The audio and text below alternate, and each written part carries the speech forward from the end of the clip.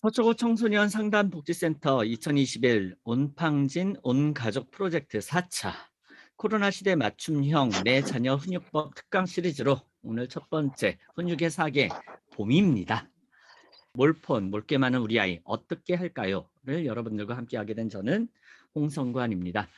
오늘을 시작으로 4주 동안 진행되는 이 특강 시리즈는 다른 유관기관에서의 부모 특강하고 좀 근본적인 차이점이 두 개가 있어요. 제가 이제 첫 강의라서 간단하게 오프닝을 열고 시작을 할 건데, 첫 번째는 뭐냐면 자녀 지도 방법 중에서 가장 세련되고 가장 효과성이 높고 최적화된 그런 자녀 훈육 기법이 코칭이에요. 예, 그래서 4주 동안에 각 주제에 맞는 코칭의 실제를 여러분들께 해당 분야의 최고 수준의 전문가분들이 그 노하우들을 전달해 드릴 것이라서 첫 번째 차이점이 될 거고, 그리고 두 번째는 지금 이제 나누는 것들은 시대를 거슬러서 시대를 막론하고 변화를 막론하고 늘 얘기하던 그것이 아니라 달라진 지금 학습 상황, 자녀들의 성장 상황을 반영해서 그 상황에 바로 적용할 수 있도록 그렇게 시대와 상황을 반영한 특징이 있다. 이렇게 알고 계시면 큰 도움이 될 겁니다. 오늘 이제 첫 번째 주제로 다룰 내용이 제가 금년에 이제 여러 가지 그 주제 강의를 했는데 오늘은 특조말을 할 겁니다. 제가 이제 공부의 신이 아니기 때문에 비법을 알려드리는 게 아니라, 그러니까 온라인 클래스 혼공을 할 때 스마트폰이나 컴퓨터를 어떤 식으로 효율적으로 사용을 해서 공부에 집중하도록 할 것이며 공부 환경을 어떻게 조성하도록 그렇게 코칭으로 도울 것이냐 관련한 이야기들을 전달할 겁니다. 코로나19 시대에 자녀들의 그 필수품이 있는데 바로 예하고 예입니다. 코로나19 시대 이 필수품들을 왜 주실 수밖에 없게 되었는지 뭐 그 이유는 다들 잘 아실 거예요. 오늘 강의에 참여하신 부모님들도 아직 버티고 계신 분들이 계시는데 아마 이제 애들 학년 올라가면서 성능에 따라서 성적이 달라져요. 이제는 컴퓨터 사양에 따라서 아이들 이제 내신 등급이 달라진다라는 우스갯소리가 나올 정도로 이게 새로운 공부 방식의 필수 도구가 되고 있다는 것을 아시게 될 겁니다. 자, 그래서 한 달 용돈 탈탈 털어서 이렇게 큰맘 먹고 최고급 사양의 좋은 학습 도구로 디지털 기기를 사줬더니 이거 가지고 열공한다고 굳게 약속을 해서 자녀 손에 주어졌는데, 만약에 우리 아이가 그 좋은 컴퓨터로 그 좋은 노트북이나 스마트폰으로 요구하고 있으면은 어떻게 하실 겁니까? 우리 아들내미가 지금 온클 시간에 과제 수행을 해야 되는데 게임 퀘스트 수행을 하고 있어요. 그것도 이제는 대놓고 하고 있어요. 그 좋은 컴퓨터로. 아찔하죠. 부모님들, 자, 이런 상황에서 결국은 어떻게 해결하시겠어요? 1번 등짝 스매싱, 2번 뽀각, 3번 잠금 설정, 4번 캠프나 청학동행, 5번 기도. 지난번에도 말씀드렸지만은 이 안에서 지속적이고 건강한 해결 방법은 없을 거라는 겁니다. 이렇게 진짜 해결 방법을 알기 위해서 오늘로부터 4주 동안 이러한 비법을 알기 위해 참여를 하신 건데, 여기서 또 중요한 게 폼압이라고 하죠. 이제 약속을 안 지켜가지고 가져가려고 하면은 이제 청소년 자녀들은 그냥 안 줄 겁니다. 버틸 거예요. 예, 그것도 뻔뻔하게 버텨요. 내 건데 왜 가져가? 대드는 경우까지 있을 때, 자, 이때 어떻게 하실 건가요? 그런데 또 뺏자고 생각해 보니까 이거 아예 컴퓨터나 스마트폰 없으면은 지금 현재 방식의 수업은 아예 참여 자체가 안 되니까, 그러다가 수업 공부 포기하면 어떡하지? 그래서 뺏기도 뭐하고 계속 놔두기도 뭐하고 그래서 고민이 커지고 계실 겁니다. 그래서 오늘의 주제는 뭐냐? 지금까지 얘기했었던 모든 것들을 다 다루는 게 아니라 공부에만 초점을 맞출 거예요. 결국 우리 자녀 온클 그리고 혼공, 다른 말로 표현하면 수업과 수업 이외의 공부 어떻게 지도해야 할까에 대한 질문과 답을 우리 부모님들과 함께 찾아가려고 합니다. 여기에서 굉장히 중요한 질문을 드릴게요. 우리 부모님들 각자의 생각을 말씀해 보세요. 이건 뭐 수학적 정답이 있는 게 아니에요. 공부 정말 해야만 하는 걸까요? 어떻게 생각들 하세요? 여기에 대한 답을 같이 한번 찾아가 볼게요. 이제 많은 아이들이 갈수록 이런 얘기들을 할 거예요. 작년 이후로는 이런 의견들이 더 많아지고 있다고요. 엄마, 나 게임을 좋아하니까 그냥 나 프로게이머 될래. 아빠, 요즘 유튜버가 대세 직업이래요. 난 이게 내 적성하고 안 맞는 것 같아, 공부는. 왜 하기 싫은 걸 억지로 시켜? 내가 하고 싶은 걸 하고 싶다고. 난 공부머리가 아닌 것 같아요. 뭐든 나한테 어울리는 걸 잘하면 되는 거 아니에요? 공부해서 대학 가서 성공하는 시대는 진작에 끝났어요. 이제는 뭘로든 성공만 잘하면 되는 시대 아닌가요? 뭐 이런 식으로 얘기들을 해요. 뭐라고 말씀해 주시겠어요? 자, 여기에서 핵심은 뭐냐면은 공부를 모든 대한민국의 청소년들이 잘해야 된다라는 의미가 아니에요.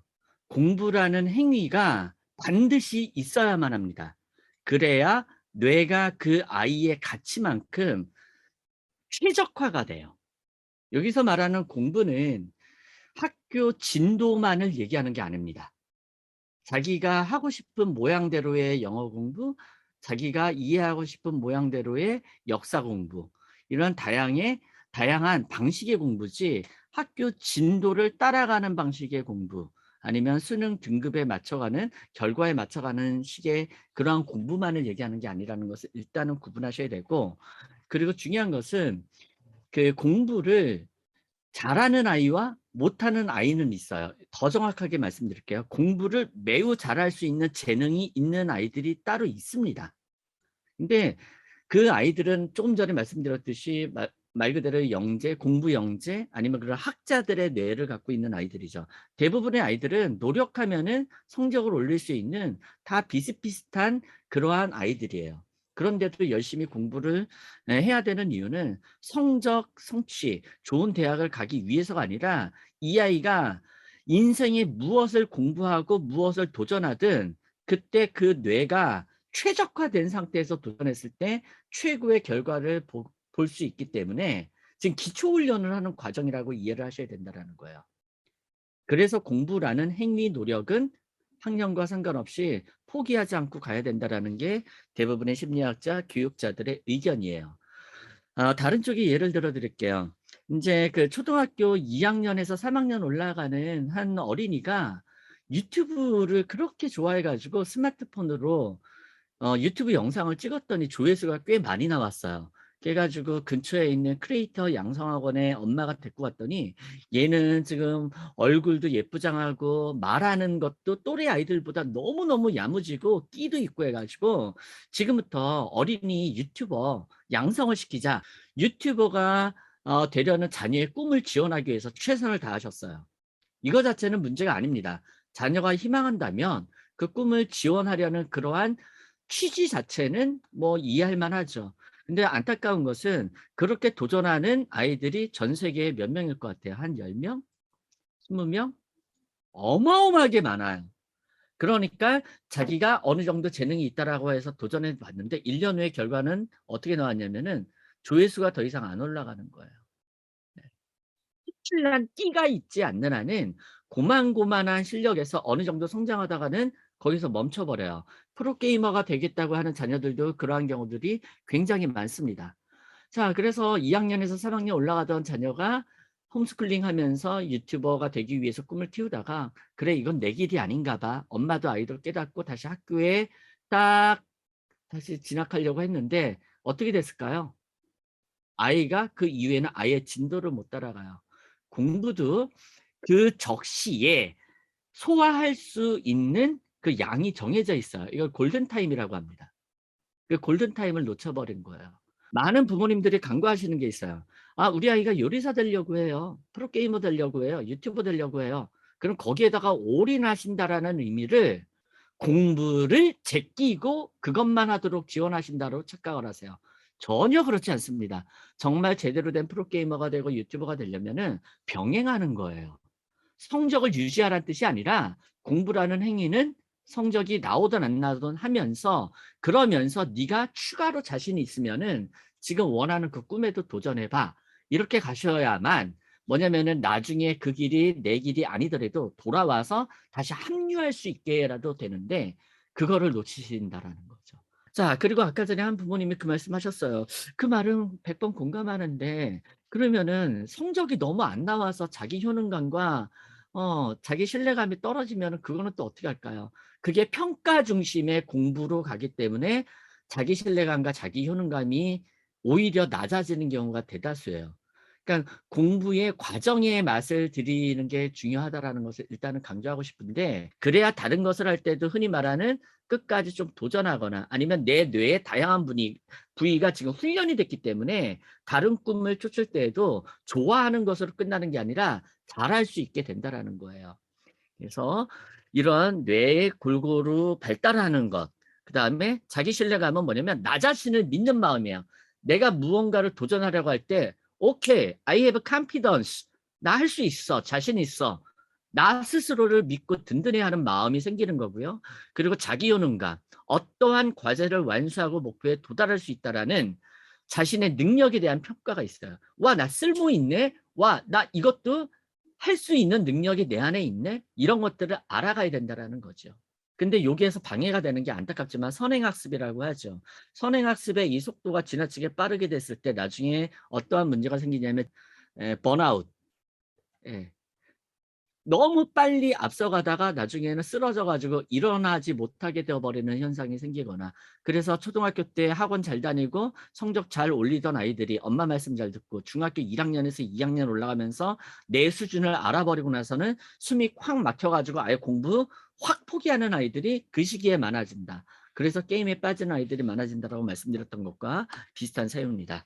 자, 코로나19 시기는 자녀, 폰 사용 수준, 생활 방식이 완전히 달라진 시기라고 짚어드렸었어요. 온라인 클래스는요, 정말 그 어느 때보다도 부모님의 모니터링과 서포팅이 중요한 공부 방식이에요.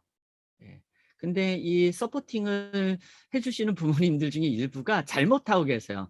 대신 과제를 제출하시라는 의미가 아닌데 일단은 우리 아들내미 이거 꽈락하면 안 되니까 엄마가 초등학교 졸업한 지 몇십 년인데 대신 과제에서 온클 그 구글 클래스에다가 올리고 계시는 것은 서포팅이 아니에요. 그래서 어떠한 문제가 생기느냐? 얘가 스스로 공부를 아예 못하고 의식적으로든 무의식적으로든 아예 엄마한테 맡겨버리고 그냥 의존해버리게 됩니다. 그것은 잘못된 서포팅이고요. 조금 전에 한 부모님이 그 말씀하셨어요. 부모 주도 중심으로 성취 동기를 좀 만들어주는 게 중요할 것도 같은데 어디까지 부모가 주도해서 성취 거리를 만들어줘야 될까요? 참 어려운 문제죠. 아주 간단하게 말씀드릴게요.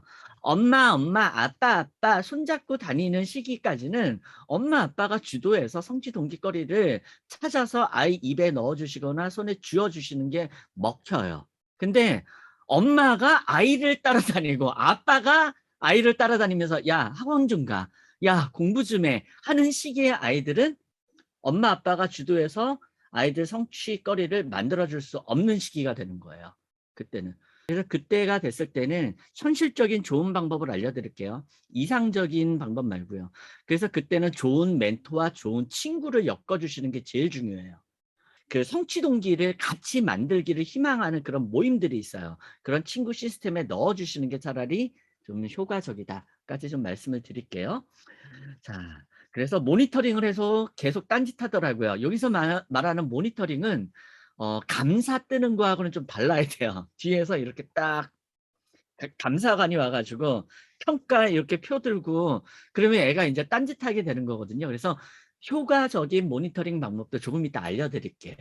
그래서 계속 진행을 하겠습니다. 결국은 스마트폰 사용 시간이 증가하고 있다는 것도 알 수 있었습니다.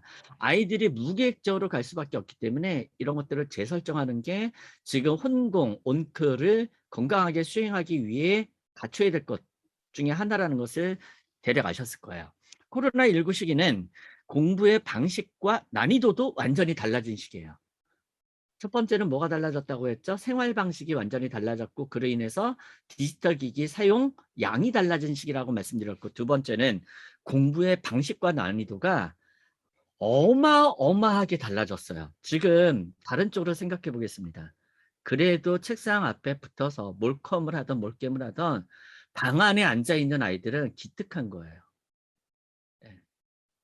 지금 다른 데로 새 가지고 아예 방에 없는 아이들은 그게 문제인 거죠. 지금 그래도 뭐라도 해 볼라고 자기 딴에는 버티고 있는 아이들은 안쓰럽고 대견한 축에 속하는 겁니다. 그만큼 뭐냐면 공부의 방식과 난이도가 넘사벽 수준이 됐습니다. 네. 거기다가 초등학교 어린이들은 이제 어린이들이 지금 초등학교 1 학년에서 2 학년 올라가는데 한글의 개념조차 그 구구단의 개념조차 모르는 아이들이 많다 보니까 엄마가 숙제를 안 해줄 수가 없는 거예요. 그러니까 아이가 그 숙제를 못했을 때 못 버티신다고 그래요, 엄마들이. 이걸 못했을 때 이게 다 바로 성적표로 반영이 되니까 엄마가 이제 마음이 답답해서라도 대신 받아쓰기를 해서 과제를 제출해 주셔야 되는 거죠. 그래서 어머니들의 학습 진취율이 높아진대요, 오히려 자녀들보다. 참 모순된 상황들. 네. 그래서 학생 학부모의 28.3%가 원격 수업 내용을 절반도 이해하지 못한다라고 얘기를 하고 있고, 그게 공립학교냐 사립학교냐에 따라서 편차가 더 커지고 있다라고 할 수 있겠습니다. 그래서 학력 격차가 벌어진 가장 큰 이유는 뭐냐면은 공부는요 혼자 하긴 하지만은 혼자 하더라도 이게 이제 우리가 이제 교수법이라고 그래요. 뭐냐면 가르치듯이 서로 담화를 나누면서 누군가가 가르치는 것을 듣고 그 설명을 들으면서 받아 적고 하는 쌍방 간의 커뮤니케이션을 얼마나 하면서 하느냐, 아니면은 아무도 알려주지 않는 상태에서 내가 나 혼자 그냥 파악해서 하느냐에 따라서 달라지는데, 그래서 지도자 선생님이라는 역할은 굉장히 중요한 거예요. 옆에서 아이의 상태를 점검해주고 응원도 해주고 아이 진도에 맞춰서 과제도 내주고. 근데 그 교사가 실제로는 부재하다시피 하는 거예요, 온라인 수업은. 그러니까 피드백이 없는 거예요. 너는 이러한 문제가 있구나 할 수가 없어요, 저 온라인 클래스 상황에서는. 굉장히 중요한 부분 정리를 해드릴게요. 개별적인 특성과 더불어서 경험의 차이가 아주 크게 작용하는데, 그러니까 이제 쓰고 읽고 이해하는 거 이 세 가지가 안 되면 공부는 포기하게 되어 있습니다. 그리고 읽고 쓰고 이해하는 것의 가장 기본이 뭐냐면은 묻고 답을 듣는 과정의 반복이에요. 엄마 이건 뭐야? 선생님 저 꽃은 왜 저렇게 노란색이에요? 하늘은 왜 파랗지? 왜 비가 올까요? 이러한 쓸데없어 보이는 모든 것에 대한 질문을 마음껏 던질 수 있고, 그것에 대해서 적극적인 답을 누군가가 담화를 통해서 들려주고 하는 일련의 과정을 통해서 생각이라는 게 자라면서 이해력이 만들어지는 거거든요. 근데 이 이해력의 기초가 형성되지 않은 상태에서 초등학교 입학하다 보니까 빵 터지는 거예요. 그리고 그 이해력의 기초, 쌍방 간의 커뮤니케이션이라고 합니다. 묻고 답하는 것을 방해하는 가장 주요 도구가 이 영상 후반부에서 나오지만 디지털 기기가 되어버린 거예요. 지난 시간에도 말씀드렸지만은 유튜브는 일방향적 시청을 목적으로 만들어져 있어요. 게임도 상호 커뮤니케이션하는 작용 과정이 아니에요. 그러니까 아이들이 멍하니 이걸 바라보는 시간이 많아지면 많아질수록, 특히 유튜브를 보면서 질문을 던지고 why, 건강한 의구심을 품는 게 아니에요. 아 그런가 보다, 그냥 따라가는 거예요. 결론이 나 있는 핵심 요약 영상을 보면서. 예, 그것도 일방향적 시청에 익숙해져 있다 보니까. 그러니까 아이들이 말문을 그다지 열 필요가 없어지고 궁금해할 필요가 별로 없어지는 거죠. 탐색을 하고 정답을 찾아낼 필요가 없어지고. 그래서 지난 심화 과정에서 말씀드렸지만 말은 굉장히 잘하는데 알아듣거나 이해하는 것을 힘들어하다 보니까 이 상태에서 초등학교에 들어오는데, 아까 전에 조금 전에 나왔었던 어린이처럼 결국은 읽기가 안 되고 쓰기도 안 되는 거예요. 그 전 단계를 놓치다 보니까. 이런 초등학교 어린이들이 지금 어느 시기에 가장 많아지고 있느냐, 코로나19 이후로 더 증가하고 있다고 할 수 있겠죠. 그래서 지금 초등학교 1학년 어린이들의 지금 평균 집중 유지 시간이 15분을 못 넘기고 있다라고 저번에도 통계 결과를 보여드렸어요. 그 15분이 뭐하고 맞물린다고 했죠? 네, 유튜브 평균 재생 시간. 그러니까 그 시간을 넘기지 못한다라는 거예요. 네. 그리고 이제 아이들이 게임하면서 대화를 주고받는 거, 이거 소통이라고 생각하는데 맞아요, 소통이에요. 근데 소통이 욕을 주고받는 건 소통이 아니겠죠. 감정을 주고받는 거는 건강한 소통이 아니에요. 그러니까 아이들이 게임을 하면서, 제가 이제 게임 관련한 강의를 할 때 말씀드리지만 메타 인지 능력이라고 그래요. 내가 지금 쌍방간에 커뮤니케이션 하면서 다른 친구들에게 나의 생각하는 바를 가르치고 설명하고 토론하고 정리할 수 있는 능력이 메타 인지 능력인데, 이거를 잘 훈련할 수 있는 가장 좋은 방법이 뭐냐면 게임을 팀 플레이를 하는 거예요. 그러면 리그 오브 레전드 같은 경우에 이제 편 먹고 야 우리 이렇게 한번 해보자. 그리고 게임하는 내내 전략을 주고받고 끝나고 나서 평가를 하고 새로운 사실을 누군가에게 알려주고 하는 이런 일련의 과정이 놀랍게도 메타인지 능력이 자연스럽게 성장하는 그러한 방법 중에 하나라는 거예요. 중학교 2학년쯤 됐을 때는 어느 정도로 심각하냐? 지난번에도 말씀드렸지만 중학교 2, 3학년 학생의 지금 문해력 능력이 10명 중에 1명은 초등학교 어린이만도 못하는 정도로 낮아져 있다. 이거 아주 심각한 상황입니다.